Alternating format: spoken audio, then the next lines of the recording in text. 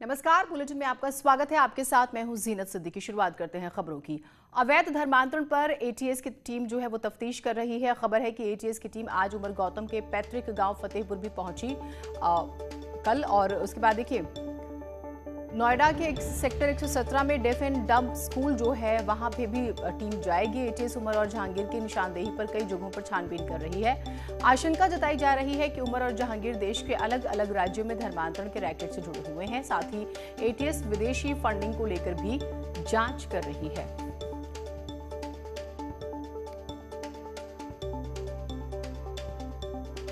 तो फतेहपुर पहुंचेगी जांच टीम। देखिए फतेहपुर में जो करीबी हैं वहां पे भी जांच होगी। कौन कौन से लोग शामिल हैं जो ऑर्गेनाइज कराते थे कार्यक्रम इसके, और कितनी बड़ी ये टीम है। साथ ही साथ जिस सोसाइटी की बात हो रही है, जिन मूक बधिर बच्चों को नोएडा के जिस सोसाइटी का हम जिक्र कर रहे हैं, डेफ सोसाइटी की जब हम बात कर रहे हैं, वहाँ पर भी इन्वेस्टिगेशन हो सकती है क्योंकि उसकी संचालिका के बारे में बहुत सारे सवाल हुए और वहाँ से स्पेशली बच्चों को दूसरी जगह शिफ्ट किया जाता था स्पेस की कमी की वजह से। और ये कहा गया कि अलग बाहर जब सोसाइटी से रखा जाता था तो वहाँ पर कुछ लोग स्पेशली मिलने आते थे। वो अलग अलग स्टेट्स के होते थे, एक प्रॉपर टारगेट एजेंडा होता था, उसके तहत ही वो स्पीच दिया करते थे अपनी, या साइन लैंग्वेज यूज करते थे, और इस तरह से बच्चों का ब्रेन वॉश किया जाता था। और एक और बड़ी बात यह आई है कि इसमें फीमेल्स ज़्यादा हैं जिनका कन्वर्जन हुआ, जिन्हें कन्वर्ट कराया गया, उसके बाद बच्चों का भी जिक्र होता है। तो कुल मिलाकर हर एंगल पर जांच हो रही है।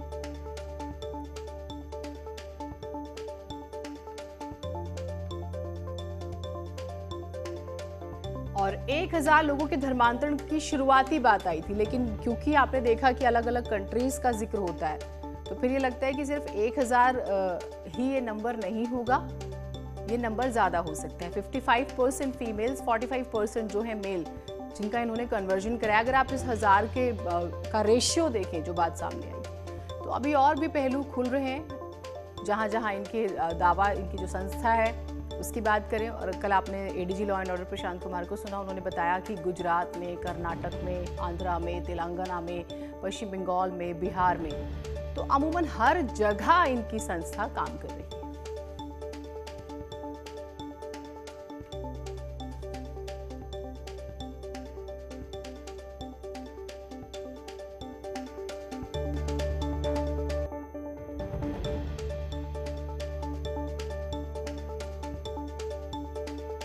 रचना हमारे साथ, हमारे सहयोगी जुड़ी हुई है।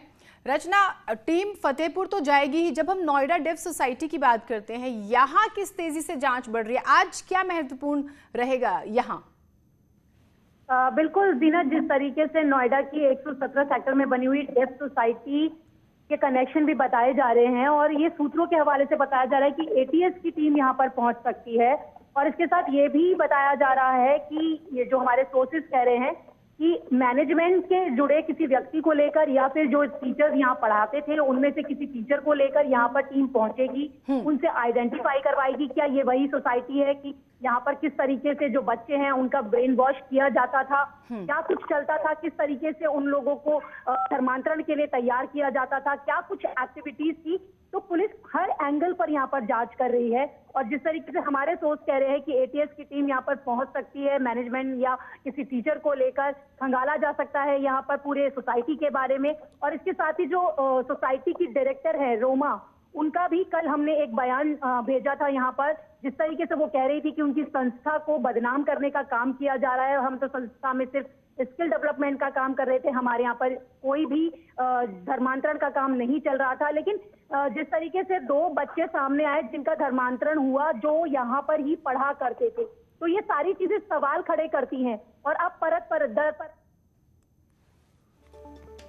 ठीक है, तो यहाँ पर रोमा जो महत्वपूर्ण कद जिसका बताया जा रहा है, महिला रोमा जो संचालिका भी थी, और उससे परसों भी इन्वेस्टिगेशन हुई थी और कल फिर और आज भी बहुत महत्वपूर्ण रहने वाला है। धर्मांतरण का एक मामला वाराणसी के चौबेपुर थाने के अमौली गांव में भी सामने आया, जहां के अमित कुमार मौर्य के हिंदू धर्म छोड़कर इस्लाम धर्म को अपना लिया उसने, और इस्लाम अपनाने के मिले दस्तावेजों के आधार पर पुलिस अमित के घर पहुंचती है, जांच पड़ताल करती है। इस्लाम धर्म स्वीकार करने वाला अमित घर पर तो नहीं मिला, लेकिन उसकी मां ने बताया कि अमित 8 साल से हमसे दूर रहता है और उसके इस्लाम धर्म अपनाने के बारे में हमें जानकारी नहीं है। पुलिस कहती है कि अमित से मोबाइल पर बात हुई है, जिसमें अमित ने धर्मांतरण की बात से इनकार किया है। इतना जानना चाहते हैं, अमित कौन है आपके? हम लड़का हैं। छोटे हैं? हाँ। 2 बेटे हैं आपके? हाँ। तो अभी कहाँ रहते हैं वो? अब बनारस रहना चाहिए। आप लोग के साथ नहीं रहते हैं? नहीं, जब रहते थे बाहर तो रहते थे, अब जब इनके पापा गुजर गए तो हम लोग यहाँ पर आ कितने गए। समय से आप लोग के साथ नहीं है वो? अरे 8-9 साल तो होते हुए हम लोग के यहाँ रह लगे तो अपन उन पर भाई यहाँ बहुत दूर होए लगल उनके जाया में। नौकरी करते हैं वो? हाँ, अस्पताल में रहना भैया, कोई अस्पताल में रहना कोने में बाड़ा हमके इतना ही पता। धर्मांतरण संबंधी तो गांव में हम लोगों को जानकारी की, ऐसी कोई बात प्रकाश नहीं आई है। हमारे वरिष्ठ अधिकारी आएंगे, आपको विशेष बातें बताएंगे। आप वहाँ घर पे गए, मौके पे? हाँ, आप घर पे गए थे, घर वालों को कोई जानकारी नहीं थी। क्या जिसके ऊपर धर्मांतरण की बात हो रही वो मिले क्या आपको? नहीं, वो नहीं मिला। क्या वो पता नहीं मिला, लगा उससे फ़ोन से बात हुई, उसने कहा ऐसी कोई बात नहीं है, फिलहाल वो मिल जाएगा तो सारी बातें क्लियर हो मतलब जाएगी। वो अमित से भी आपकी बात हुई है? अमित फोन से पे? टेलीफोन से बात हुई, उसका नंबर पर उन्होंने भी मोबाइल इनकार नंबर- कर दिया? हाँ, उन्होंने इनकार और उनकी माताजी ने क्या कहा? माता जी ने बिल्कुल इनकार किया, ऐसी कोई बात नहीं। मतलब ओवरऑल ये है, ग्राम प्रधान से लेकर के परिवार के लोग भी इनकार ही कर रहे हैं। हाँ, पूरे गाँव वाले भी।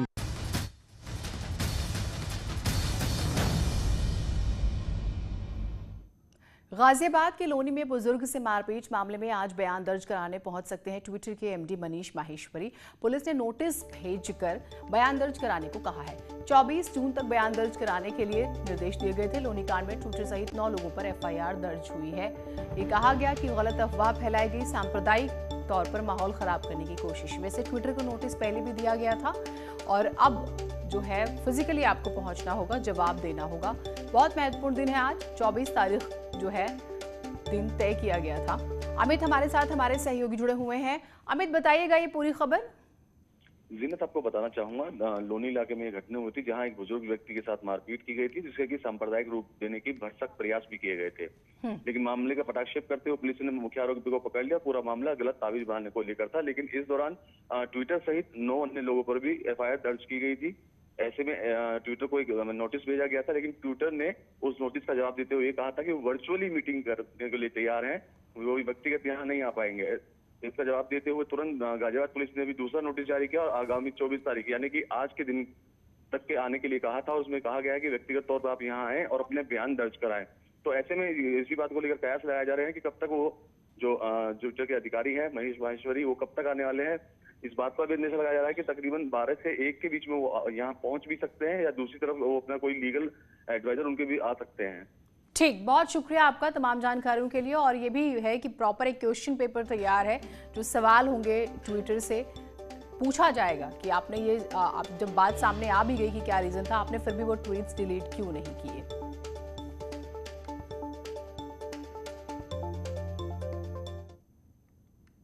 सीएम योगी आदित्यनाथ ने एक अंग्रेजी अखबार के वर्चुअल कार्यक्रम में कई बड़ी बातें कही हैं। उन्होंने कहा 2022 में 300 से ज्यादा सीटें बीजेपी जीतेगी। मौजूदा अफवाहों पर ध्यान नहीं देना चाहिए। विपक्ष ने कोरोना पर भ्रम फैलाया। तीसरी लहर के लिए सरकार मुस्तैद है। मौत के आंकड़े छिपाना पाप है। मौत के आंकड़े बढ़ा चढ़ाकर पेश किए गए हैं। नदियों में बहते शवों को लेकर दुष्प्रचार किया गया। तो ये वो बड़ी बातें हैं जो मुख्यमंत्री ने कही हैं। और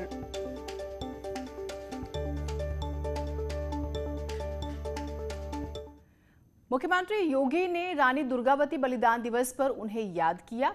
सीएम ने अपने ट्वीट में लिखा है, भारतीय स्वाभिमान की प्रतीक महापराक्रमी अदम्य साहसी अपने युद्ध कौशल से मुगल शासकों को नतमस्तक कराने वाली महान वीरांगना रानी दुर्गावती जी को उनके बलिदान दिवस पर विनम्र श्रद्धांजलि। रानी दुर्गावती जी का पूरा जीवन समाज के लिए प्रेरणादायी है। वो अपने शौर्य के लिए सदैव याद रहेंगी।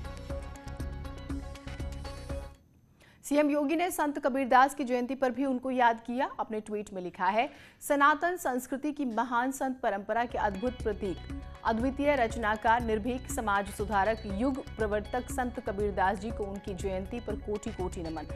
सत्य, मानवता और भाईचारे का संदेश देती संत कबीरदास जी की शिक्षा समता मूलक समाज के निर्माण का मार्ग प्रशस्त करती है। उधर सोशल मीडिया पर पूर्व केंद्रीय मंत्री और सुल्तानपुर से बीजेपी सांसद मेनका गांधी के खिलाफ बायकॉट मेनका गांधी और माफी मांगे मेनका ट्रेंड चल रहा है। दरअसल मेनका गांधी पर आरोप है कि उन्होंने पशु चिकित्सकों के साथ बदसलूकी की और उन्हें अपशब्द कहे हैं। इसके 2 ऑडियो भी वायरल हो रहे हैं। पूरा मामला एक कुत्ते के इलाज से जुड़ा है। ऑडियो के मुताबिक मेनका एक कुत्ते के सही इलाज न किए जाने से नाराज हैं। वो डॉक्टरों को सस्पेंड करने, क्लिनिक बंद करा देने और कंज्यूमर कोर्ट के माध्यम से सजा दिलाने की बात कहती हैं। इन ऑडियो के वायरल होने के बाद से ही वेटरनरी डॉक्टरों में काफी नाराजगी है। न्यूज़ 18 इस ऑडियो की पुष्टि नहीं करता। ये लाइसेंस आपका मैं ले लूं और खत्म करें मैं? बोलिए। नहीं मैडम। इतने यूजलेस ब्लडी फूल आदमी हो तुम। ये एक औरत ने तुमको 5 कुत्ते भेजे हैं, उसमें से एक भाग गया। हाँ, 2 स्टिचेस के स्टिचेस हील नहीं हुए, 1-2 प्रेग्नेंट है। हाँ, ये उनके सारे कान इस तरीके से कटे हैं कि उनके पास ईयर इन्फेक्शन हो गया और फीवर हो गया।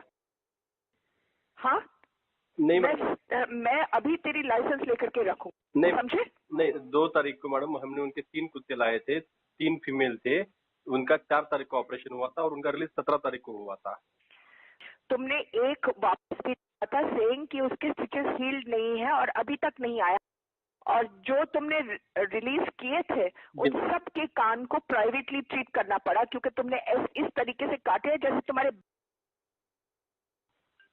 नहीं मैडम, नहीं। मैं बंद कर दूं तुम्हारे सेंटर को, मैं बंद करने वाली हूँ और तुम्हारा लाइसेंस चले जाना चाहिए। तुमने ही ऑपरेट किया ना।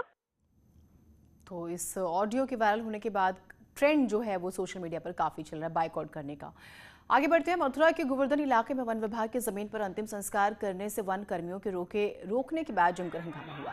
नाराज लोगों ने शव को सड़क पर रखकर परिक्रमा मार्ग में जाम लगा दिया और जमकर नारेबाजी करने लगे। जाम लगने की सूचना मिलने पर मौके पर पहुंचे अधिकारियों को ग्रामीणों ने बताया कि यहाँ अंतिम संस्कार के अलग से कोई जमीन नहीं है। इसके बाद नायब तहसीलदार ने 10 दिन में इस समस्या का समाधान करने का भरोसा दिया।